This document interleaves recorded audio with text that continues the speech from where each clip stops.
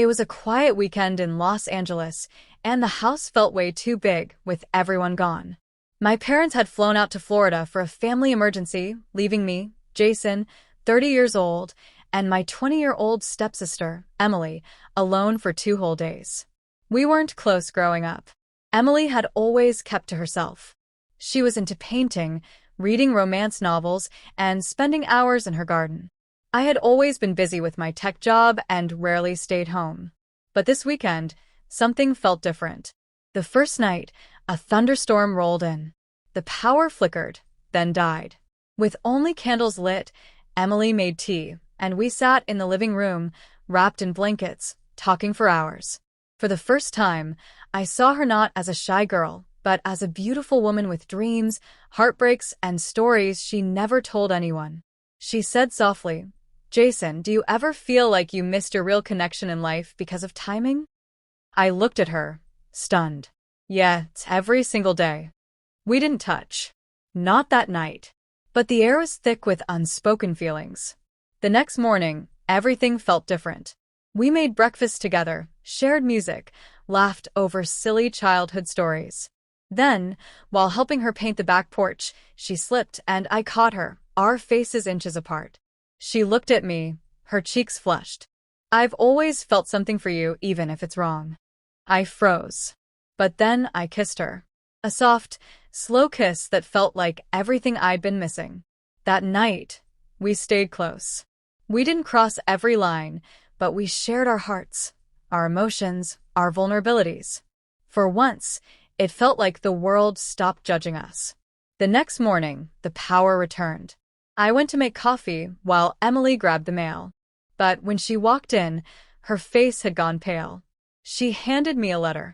It was addressed to her from a private law firm in Boston. I opened it for her and started reading aloud, and my hands began to shake. To Ms. Emily Carter. "This is to inform you that based on the latest investigation, Mr. Jason Miller is not legally your stepbrother. Due to a filing error at the time of your parents' marriage, no legal guardianship or familial bond exists between the two of you." I looked at her in shock. She smiled through tears. "I knew. I just didn't know how to tell you. We weren't step-siblings by law. We were just two souls, fated to collide." After reading that shocking letter, the silence between us was heavy, almost unreal. Emily stood frozen, her eyes searching mine. "So, we're not related at all?" I asked slowly. She nodded. "I always had a feeling. My mom once told me something, but I never knew it for sure." For a moment, everything I felt, every emotion I had buried, came rushing back. The guilt, the confusion, but also the undeniable connection we had. "Then last night, what we felt wasn't wrong," I whispered. "It never was," she replied, stepping closer. We embraced, no fear this time. Just pure honesty between two hearts that had waited too long to speak. That afternoon, we went out, drove up the California coast, the wind in our hair and laughter in the car. It felt like freedom. For the first time, we were not hiding from our feelings. We stopped by the beach. As the sun set, golden light dancing on the waves, she turned to me and asked, "What happens now?" I smiled. "Now we stop pretending. We start living." 2 months later, everything changed again. We had started quietly dating. No one knew.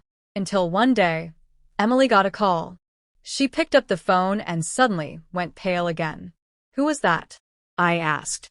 She stared at me, trembling. It was the lawyer again. "There's more. Jason, that letter, it wasn't just about you not being my stepbrother." My heart pounded. "Then what?"